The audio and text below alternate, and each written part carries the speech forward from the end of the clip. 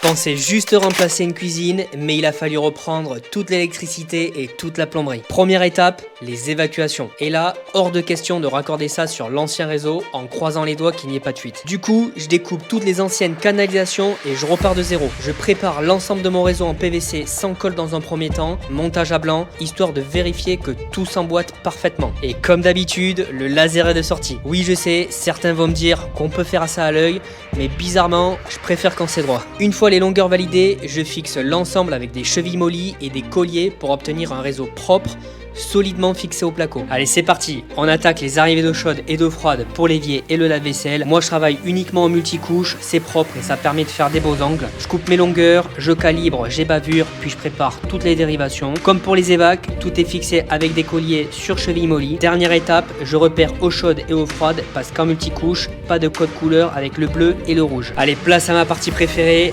l'électricité. Je commence par installer le tableau qui va accueillir toutes les lignes spécifiques de la cuisine, le lave-vaisselle, le four, la plaque de cuisson et les prises. Pour éviter de me perdre, je me fais toujours un petit mémo sur un bout de carton avec les différents disjoncteurs associés à chaque circuit. Je commence toujours par câbler ma barrette de terre, comme ça les fils ne viennent plus m'embêter par la suite, et puis j'installe mes disjoncteurs et leur alimentation.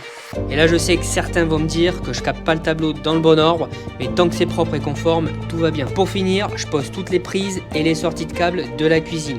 Et dans la partie 4, on attaque les finitions avec la peinture et le nouveau carrelage.